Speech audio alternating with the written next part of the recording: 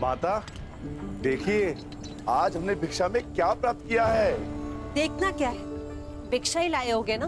माता श्री, आपको देखना चाहिए, आप चकित रह जाएंगी। आ रही हूँ भीम। शीघ्रता कीजिए माता। ऐसी भी क्या शीघ्रता, जो भी लाए हो तुम पांचों भाई सदा की भांति उसे आपस में बांट लो।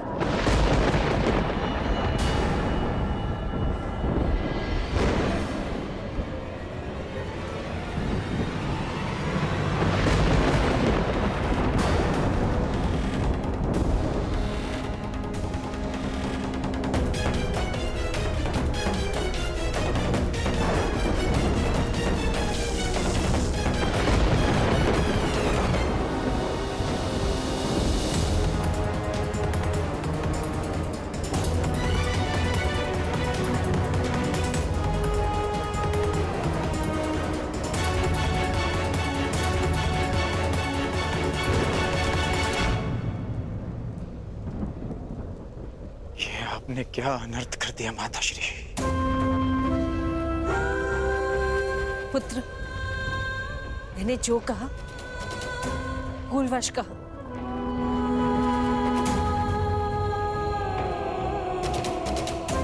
वही कहा जो तुम सबसे प्रतिदिन कहती थी। इसका अर्थ ये नहीं कि मेरी बात पाषाण की रेखा है। मैंने जो कहा उस बात का विस्मरण कर लो। जिस प्रकार हर एक कर्म का अपना एक फल होता है, उसी प्रकार मुख से निकले हर एक शब्द का प्रतिफल होता है।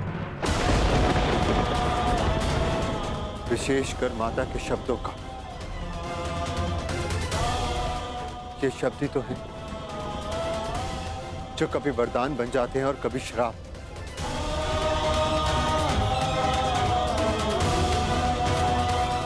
माता का वाग्दान, माता की आज्ञा है जो ना तो कभी भुलाया जा सकता है और ना लौटाया जा सकता है। परंतु भ्राताश्री, उन शब्दों का विस्मरण करना होगा। एक स्त्री 5 पुरुषों से विवाह कैसे कर सकती है? अद्भुत!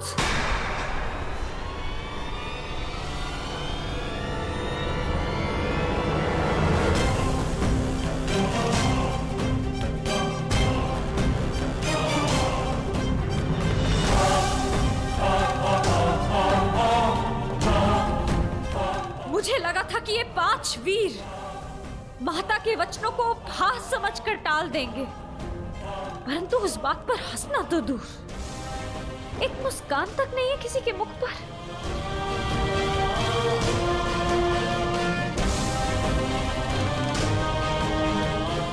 मुझे तो लगा था कि आप सब मुझे सांत्वना देंगे कि पांचाली, माता श्री ने भूलवश जो भी कहा उससे व्यथित ना हो, परंतु आप सब ये मंत्रणा कर रहे थे कि 5 पुरुष एक स्त्री से कैसे विवाह करेंगे।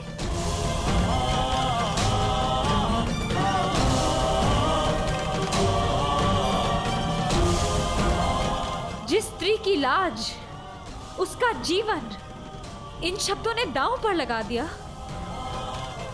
उसकी तनिक भी चिंता नहीं किसी को। स्त्री को भिक्षा की रोटी समझ लिया आप सबने।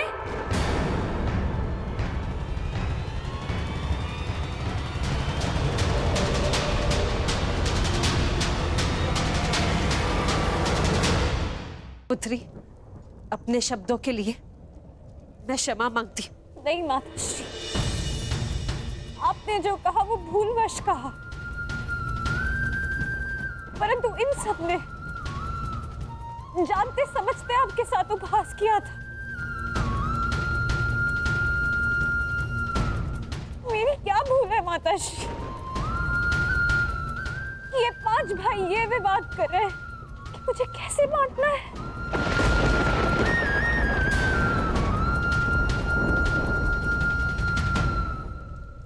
आपने मुझे स्वयंवर में वरा है आर्य अर्जुन।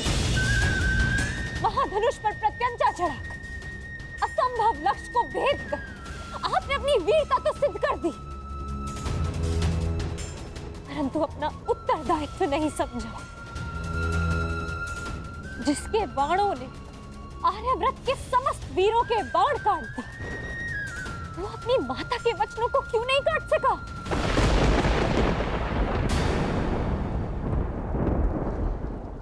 धर्मराज समझे जाने वाले प्रथम पांडवश्री, माता के वचन झूठे सिद्ध। इस अधर्म की व्याख्या आप कर बैठे, परंतु एक स्त्री के मान की रक्षा का धर्म वो नहीं सूझा आपको।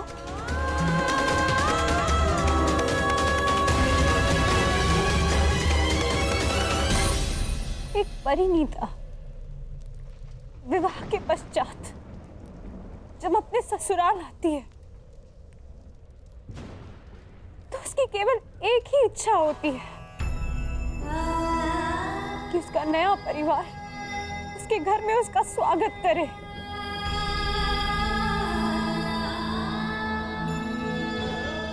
परंतु यहाँ मेरा बंटवारा करने पर विचार विमर्श कर रहे हैं आप सब, अपनी माता को चकित करने के प्रयास में।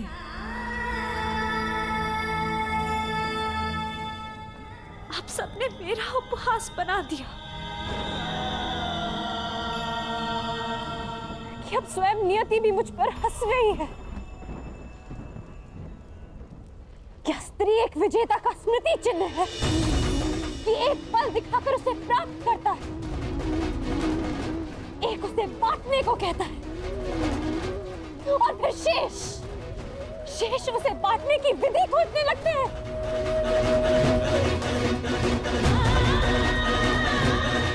महाबलशाली वृकोदर भीम, जिसने एक विशाल वृक्ष उठाकर मेरी रक्षा की चुनौती ली थी, पवन वेग से युद्ध किया, क्या वो उस पांचाली को उसका मान बनाए रखने का आश्वासन नहीं देगा? जो पांचाली नियति की आंधियों में उड़ी जा रही है, क्या यही इस पांचाली का प्रारब्ध है आर्या?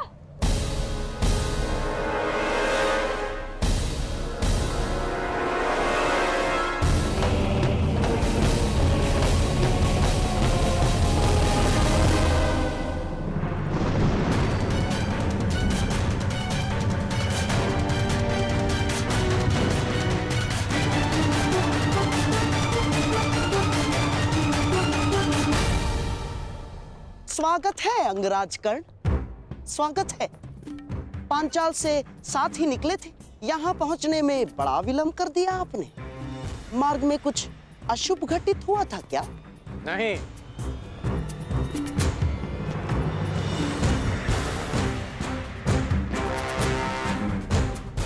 परंतु आपके इस भांति मार्ग में आने का अर्थ है कि यहाँ अवश्य कुछ अशुभ घटित होने वाला है।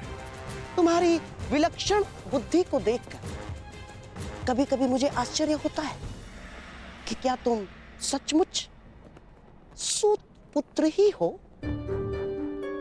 और एक बात, क्या द्रौपदी का वरण करने वाला वो युवक सचमुच ब्राह्मण पुत्र था अंगराज? है? और प्रश्न तो ये भी उठता है कि अर्जुन जैसे महाधनुर्धर का सामना करने में सक्षम कर्ण ने उस ब्राह्मण से युद्ध क्यों नहीं किया? अर्थात परशुराम शिष्य को पराजय का भय हो ही नहीं सकता। तो उस युद्ध से पीछे हटने का कारण क्या था अंगराज कर्ण? क्योंकि एक सच्चा योद्धा युद्ध नीति का पालन करता है, वो ना कारण किसी से युद्ध करता है और ना किसी का अधिकार छीनता है। उस युवक ने अपने बल और कौशल से वो स्वयंवर जीता है। परंतु ये बात आप कैसे समझ सकते हैं?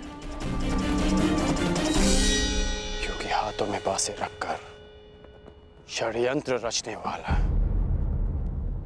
एक सच्चे योद्धा का मन नहीं समझ सकता।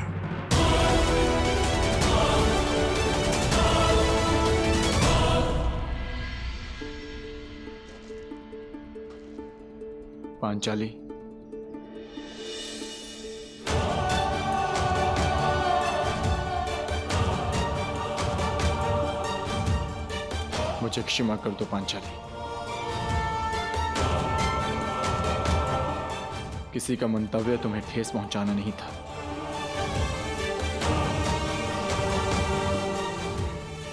स्त्री का मान ओस की बूंद की भांति होता है आर्य।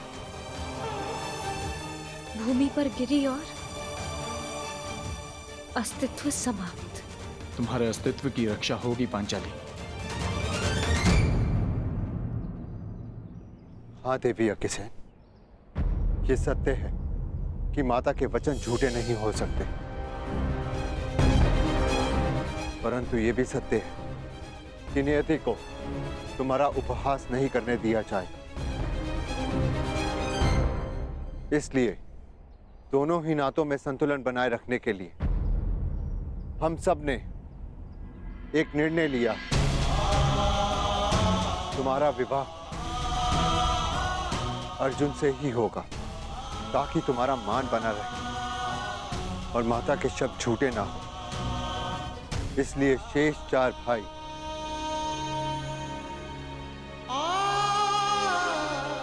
संन्यास लेंगे, संन्यास लेंगे, संन्यास लेंगे।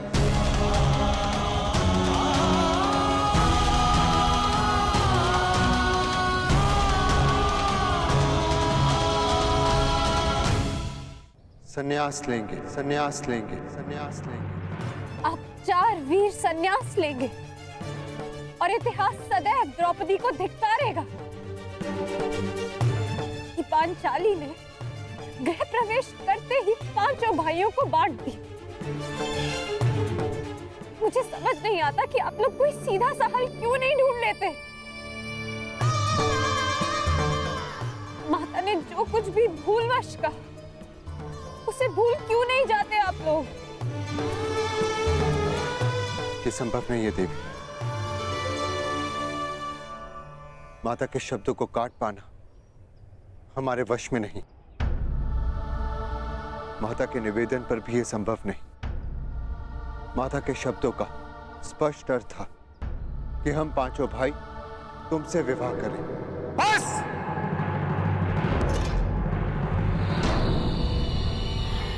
अब एक भी शब्द और मत कहना दुस्साहसी ब्राह्मण।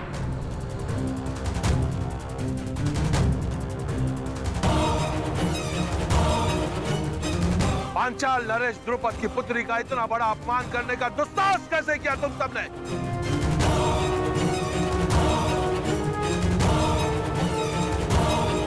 ये तो ईश्वर की कृपा है कि मैं यहां अपनी पुत्री का कुशल क्षेम पूछने आ गया, अन्यथा तुम सब अनर्थ करने जा रहे थे। पुत्री, तुम इसी क्षण पांचाल की ओर प्रस्थान कर रही हो और मैं युद्ध में इन सब का वध करूंगा।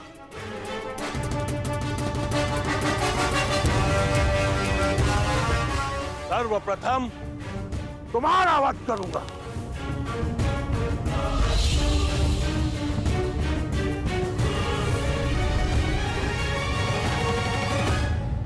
ठहरिए पांचाल नरेश।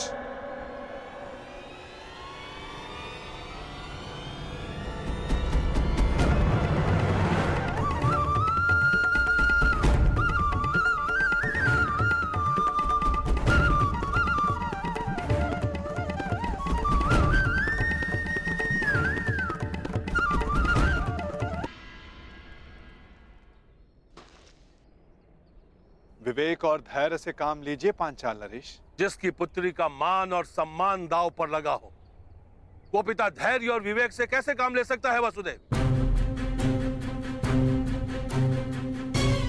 आज आप बीच में नहीं आएंगे वसुदेव।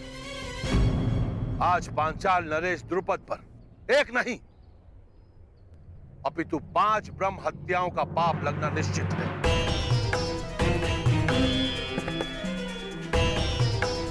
ब्रह्म हत्या का पाप तो आपके भाग्य में है ही नहीं पांचाल नरेश, जो कि आपके समक्ष कुरु वंश के क्षत्रिय महायोद्धा खड़े हैं। अर्थात ये पांचाल नरेश, ये और कोई नहीं परंतु कुंती पुत्र पांडव है।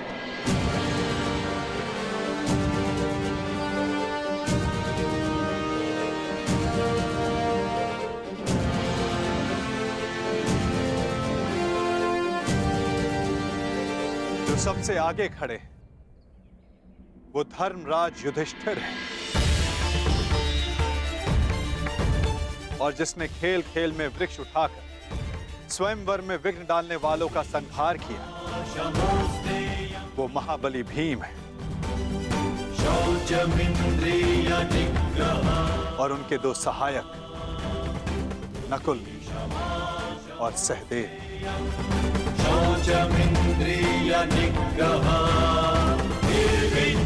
और जिसने असाध्य लक्ष्य भेद कर द्रौपदी को वरा, वो वही अर्जुन है पांचाल नरेश, जिसे दमाता के रूप में पाने की आपकी आकांक्षा थी।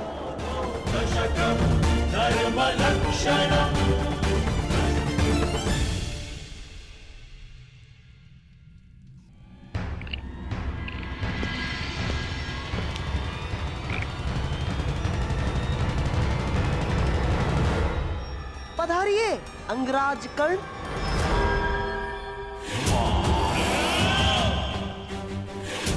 मित्र, तुमने मुझे बुलाया? हाँ। यदि तुम भी यही पूछना चाहते हो कि मैंने उस ब्राह्मण युवक को जाने क्यों,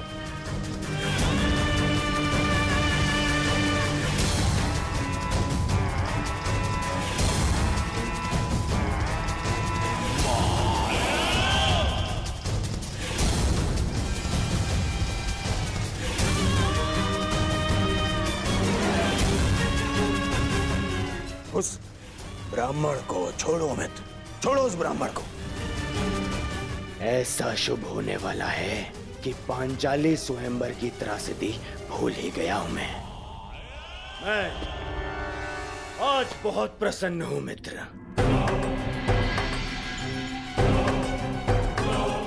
मेरा और तुम्हारा, हम दोनों का स्वप्न पूर्ण होने वाला है। मामाश्री ने ऐसा मार्ग खोजा है जो मुझे, दुर्योधन को, तुरंत ही हस्तिनापुर का राजा बना देगा। मेरा राज अभिषेक होगा, राज अभिषेक। उसके पश्चात तुम्हारा परिवर्तन का स्वप्न भी पूर्ण हो जाएगा मित्र। हाँ मित्र,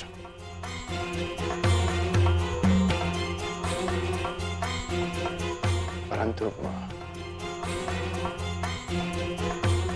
मैं तुम्हें कुछ बताना चाहता हूं कि मेरे होने वाले सम्राट, अपनी प्रसन्नता अपने मित्र के साथ बाद में बांटना है। पहले अपने पिताश्री से तो मिलकर आओ, वो तुम्हारी कब से प्रतीक्षा कर रहे हैं। मित्र, मैं अभी आता हूं।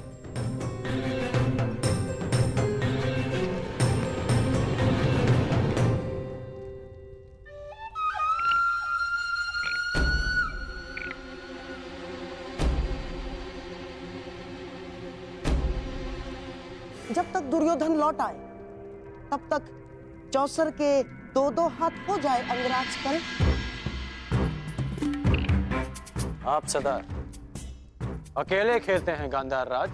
हाँ, अकेला ही खेलता हूं, क्योंकि जो स्वयं के साथ अकेला खेलता है वो दूसरों को अपने खेल का पासा बनाने में सक्षम होता है। कर्ण, मैं चौसर की नहीं, उस खेल की बात कर रहा हूं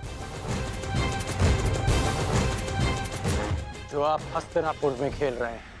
खेल तो तुम भी खेल रहे हो अंगराज कर्ण, जिसका प्रारंभ तुमने पांचाल स्वयंवर के युद्ध में कर दिया है? सत्य और निष्ठा से कोई भी मनुष्य अपने लक्ष्य तक नहीं पहुंच सकता कर्ण ना। और तुम ये मत भूलना कि तुम दुर्योधन की किसी भी परिस्थिति में साथ देने की प्रतिज्ञा से बंधे हुए हो कर्ण। क्या कहना चाहते हैं आप?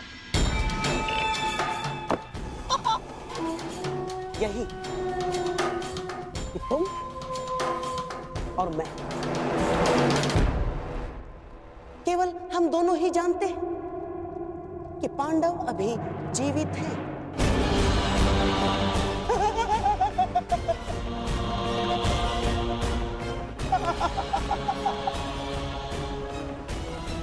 और यदि दुर्योधन को सम्राट बनते देखना चाहते तो ये सब किसी को ज्ञात नहीं होना चाहिए ना।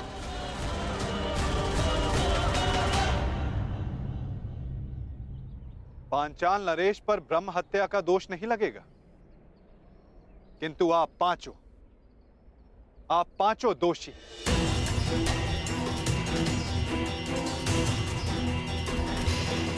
धर्मराज, पांचाल नरेश के क्रोध का कारण नीति संगत है और द्रौपदी की पीड़ा भी।